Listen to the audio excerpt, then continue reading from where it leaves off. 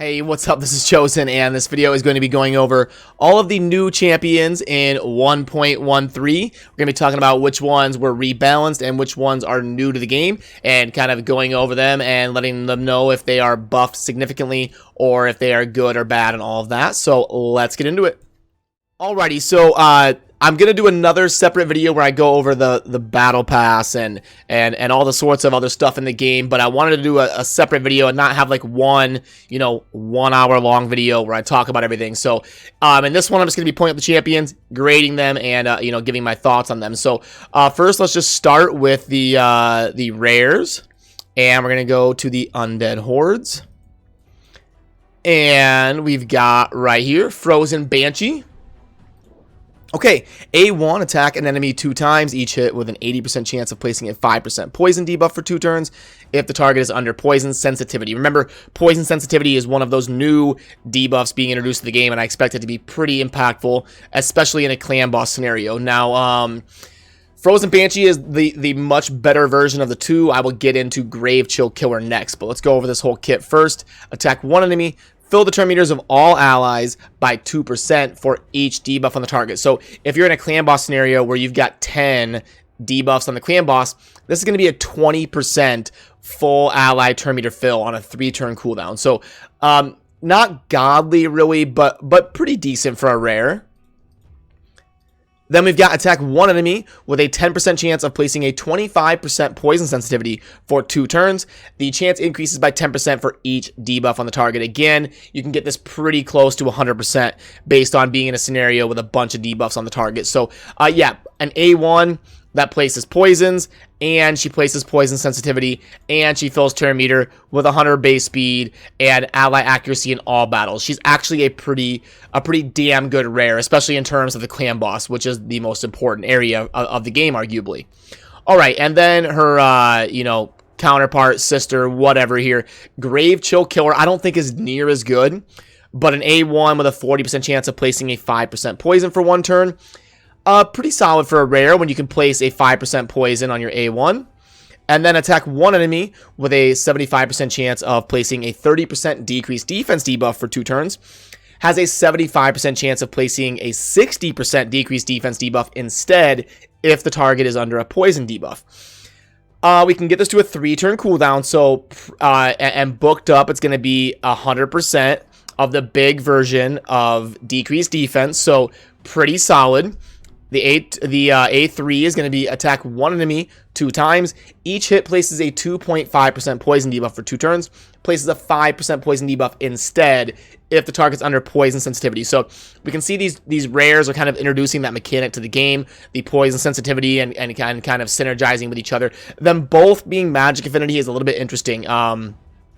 I would have liked them to be like magic and force or something, or magic and spirit to kind of help synergize with each other and give you some options. But magic is the most common affinity in the game. We all know that, so it's probably why they're introducing them as that. But yeah, of the two, I do think that Frozen Banshee is way better. All right, and next we're going to go to the Skinwalkers and talk about the two bear epics that we didn't know if they were going to be a new faction. I did kind of say in one of my videos I thought they were going to be Skinwalkers. I didn't really see them coming out with like a separate bear faction when they have Skinwalkers, but yeah, here we are. So Ursine Ice Crusher is going to be an A1. Based on defense, so that's good. A1 with a 10% chance of placing a block cooldown skills debuff. We can get that all the way up to a 30, so that's actually not too bad for an A1. That can be pretty impactful. Not amazing, but not bad. Then we've got the A2, attack all enemies with a 75% chance of placing a 30% decreased crit rate debuff for 2 turns. I'm not as high on this as some people. I don't think it's trash. I just don't think it's like incredible. It could be really good for like the arena and certain defensive setups. You're making them like not have their 100% crit on their damage dealers and stuff, but time will tell on that. The passive is decrease the damage of all allies received from critical hits by 15%. Fill this champion's turn meter by 5% whenever an enemy lands a normal, strong, or weak hit. So anytime we can get a passive that manipulates turn meter, that's very cool. And also, 15% damage mitigation from crits is pretty decent. So definitely not a bad defensive passive there with turn meter manipulation. Then we've got increased ally HP in all battles by 25%. A pretty decent aura. And, you know, again, this champion is decent. I would say like an above average epic. Definitely not god tier, but should be a decent epic. And then let's go to his brother, Earth Sign, Ironhide. So we've kind of got the darker bear and then kind of like the polar, you know, lighter bear. All right, so let's go to the other one here. An A1 that has a 35% chance of increasing the cooldown of one of the target skills by 1 turn at random. So again, they both have kind of similar A1s in terms of manipulating cooldowns, and they're both based on defense, so that's cool. Then we've got attack one enemy 2 times. Each hit has a 75% chance of decreasing the turn meter by 5%. Decreases the turn meter by 10% instead if the target is under decrease attack, which is a pretty common debuff to bring. So again, not amazing, but all right. And then we've got the A3 here. That's an AoE with a 75% chance that we can book up to 100 of placing a 50% decrease attack debuff for 2 turns. That's not bad. That's a pretty generally useful, you know, AoE debuff ability there. The passive is every hit, or each hit has a 50% chance of decreasing the target's turn meter by 7.5%. Each hit also has a 50% chance of placing one of the target's skills on cooldown if the target is under a decreased crit rate debuff. Okay, so these guys are pretty similar, and it's tough for me to say which one is better.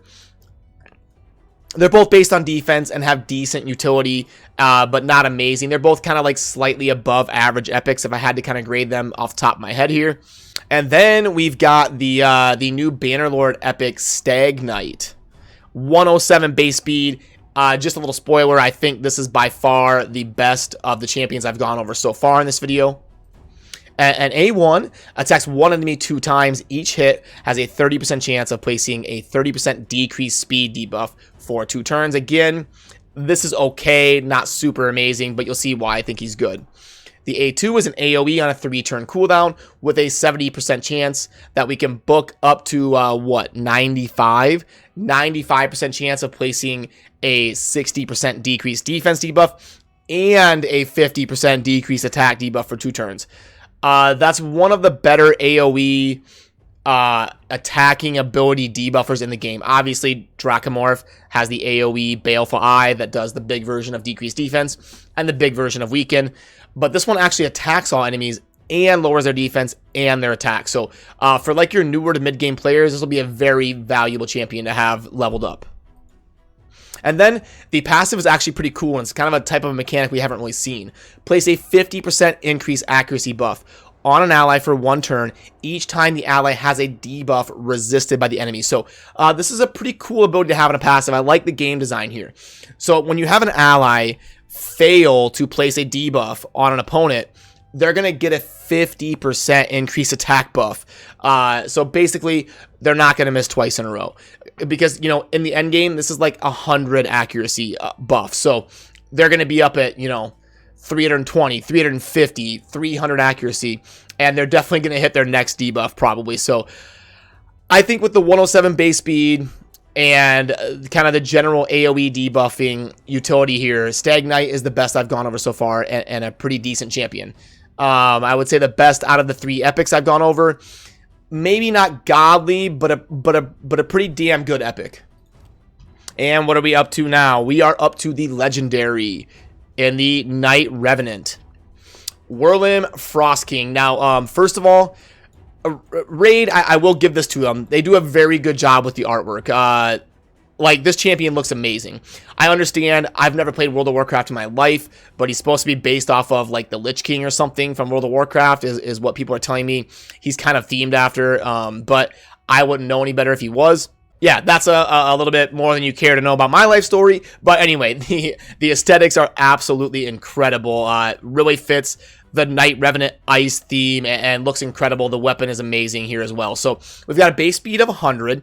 And in case you're curious, this champion is actually the reward for finishing the battle pass. So It's like an 8-week season battle pass. I'm going to do a whole video on the battle pass and really dive into the numbers and the specifics behind that. So that'll be a future video, hopefully very soon. I'll try to work on it tonight if I can. It's been a crazy day, all the patch and the maintenance and streaming and just getting home and kind of working on this. But yeah, I'm going to try to get that out ASAP and kind of crunch the numbers for you on a side note. But yeah, moving into this legendary, the A1 is attack one enemy, 30% chance of placing a freeze debuff for 1 turn, places a perfect veil buff on the ally with the lowest HP for 1 turn if the freeze debuff is placed. So really snowballing and very important to place that freeze. Books are going to be very important. You can get this from a 30% all the way up to a 50%.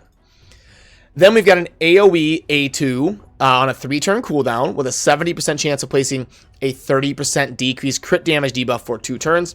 Places a 30% increased crit damage buff on all allies for 2 turns. So you're decreasing their crit damage and buffing your crit damage. So very good and based on defense. A pretty incredible ability there. Then we've got places a 25% strengthen buff and a 60% increased defense buff on all allies for 2 turns. So basically the opposite of Dracomorph's Baleful Eye. That is the, decreased defense and big version of weaken. Strengthen is kind of the opposite of weaken. It's going to be, reducing, it's going to be adding damage mitigation to yourself and your team. And then the increased defense as well. On a defense champion, that's a very good ability for sustain. Then we've got increased ally defense in the arena by 30%. All in all, with a base speed of 100, I think this champion is pretty darn good. Now, you can look down in the video description, and you will find my individual ranking tier list. It's sorted by legendary, epic, and rares. I actually have Warlim Frost King rated, I think, about 16th or so, like in the top 20. I don't think he's like a super game-breaking meta god tier champion, but I think he's very good and very solid. And he's Void, which is always a good thing. There's theories going out there that the Void keep is going to only let you use Void champions. So getting a collection of good Void champions like Warlim is probably going to suit you pretty well. Alrighty, and now let's go ahead and get into the champions that were rebalanced. Let's just start kind of at the top here and go over Yannika. Alright, so long story short, I don't think they did a good job rebalancing Yannika. I still don't think she's very good. You get an A1 that still has leech or attacks on enemies, and instead of this, if the champion's under a veil buff, okay, we'll have to see how hard it hits, but she's an attack champion. Alright. Then we've got attack one enemy, place a perfect veil buff on this champion. At least it's just places a perfect veil. It's what it always should have been. I was saying that back when she came out. For 3 turns if the attack is critical, which should happen all the time. Grants an extra turn. That is good. She is better. I'm not saying she's not. She's definitely better. This definitely helps her out. Then we've got the AoE on a 4-turn cooldown that will ignore shield buffs, remove shield buffs if this champion is under a veil buff or a perfect veil buff. Then deal extra damage equal to 15% of the value of shields of removed shield buffs. Okay, a decent utility AoE A3, but it's a 4-turn cooldown, and the rest of the kit is kind of meh. And then I think this used to be increased spirit ally attack, so I did say this should be changed as well. Grats, they listened to 2 of my inputs, but I would have made this ability a little bit more impactful if it's going to be on a 4-turn cooldown. So again, she's better, just not very good. She's still going to be down in kind of the bad tier of legendaries in my opinion. Alrighty, and let's go over Sifalla. Alright, a pretty famous one because she was buffed before and it wasn't very good, but I actually think she's going to be pretty decent now. The A1 is attack one enemy, 50% chance of placing HP burn. That's not bad on an A1. The A2, anytime we can get an ability that's not your default, well, I guess any ability that's not your default is going to have a cooldown. But anytime we can get, or your default's never going to have a cooldown, that's what I meant to say. So, but anytime we can get an ability with a 2-turn cooldown, it's probably going to be pretty good. This removes all debuffs from a target ally, then places a block debuffs buff for 2 turns, and heals them by 75% of their max HP. Then heals all other allies by 20% of their max HP, and fill their turn meter by 15%, if the target is fully healed. So if you're keeping things topped off, you can really snowball on your speed. On a 2-turn cooldown, this is a pretty good ability. Then we've got Aggress, 75% chance of removing all buffs from all enemies, then decrease the turn meter of all enemies by 10%, and fill the turn meters of all allies by 10%. This is really good for like the arena in terms of playing a defensive style. Decreases the turn meters of all enemies by 20%, and fills the turn meters of all allies by 20% if 5 or more buffs were removed. So if you're playing against a team that buffs themselves, comes at you, and then you go after them in kind of a defensive setup, Sifalla is going to be amazing with this aggressive ability. Increase magic ally resist in all battles by 50. A pretty lame aura, but with the base speed that she has and the kit that she has going on, Sifalla jumped way up the board from like terrible to borderline excellent in terms of a legendary. I really like where she's headed. Alrighty, next let's go over Angar in the Orcs. So Angar has an A1 that attacks one enemy 2 times, place an extra hit if the enemy has a provoke buff, which should be pretty common with Angar's theme. The A2 is an AoE that places a provoke debuff on them for 1 turn, place a 30% reflect damage buff on all allies for 2 turns, also place a counterattack buff on this champion for 2 turns, which will proc his multi-hit A1. That will place an extra hit if they're under provoke. The passive is if an enemy with a provoke debuff attacks, a 40% chance of placing a provoke debuff on them for 1 turn. Each hit taken will reduce damage taken by 5 up to 30. This used to be 4 up to 20. So Angar really going to be better just kind of all around. Increase ally HP and faction crypts by 44%. Angar is going to be really good on like CC and dungeons and faction wars and possibly in the arena. I can't move him up to like a great legendary or anything, but he's at least up to like being an average legendary with some utility now. So all in all, it's okay. Alrighty, now let's go over Foli in the Dark Elves. Alrighty, the A1 is still pretty solid, a 4-hit A1 with a 20% chance of placing a 60% decreased defense. That's not bad. 4 times at random, each hit has a decent chance of placing a leech. Again, meh, it's okay. Then the A3 is an AoE on a 4-turn cooldown that decreases their turn meters by 15%, then attacks the targeted enemy. Enemies killed by this skill cannot be revived. So adding a little bit of turn meter manipulation, and I've heard it kind of hits a little bit harder, but yeah, so Foli obviously a little bit better. The passive heal this champion by 20% of their max HP, boost the turn meter by 50% whenever an enemy places a stun, freeze, sleep, or provoke on this champion, or provoke, sorry, I can't talk, and then immediately remove. This one was not changed, but yeah, Foli again, he moves up a little bit. I can't really move him up to like the excellent tier or anything, but at least he's a little bit better. He'll be like decent now. Alright, and now this one, the best for last. Shamrock, I think is going to be pretty good now. So let's go ahead and pull him up. And under Ogren Tribes, boom. So on Shamrock's A1, getting the ability to steal the buff instead of just remove it. That makes that A1 multi-hit stealing buff pretty good. Lucky Charms is pretty intense now. Place a 60% increased defense buff on all allies for 2 turns. That's guaranteed. Place a 30% increased speed buff on all allies with more than 50% HP for 2 turns. That's also basically guaranteed. Also a 50% chance that we can book up to 70 of placing a 30% increased crit rate buff on those allies for 2 turns.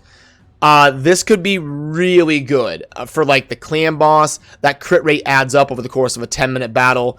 The speed will add up over the course of a 10-minute battle. The defense is on a 3-turn cooldown. Could be interesting. A revive on death buff on all allies with less than 50% HP for 2 turns. Also a 50% chance of placing a 15% continuous heal buff on those same allies for 2 turns. So a lot going on and could be an amazing ability. And then we've got place a 30% decreased speed debuff on all allies for 2 turns.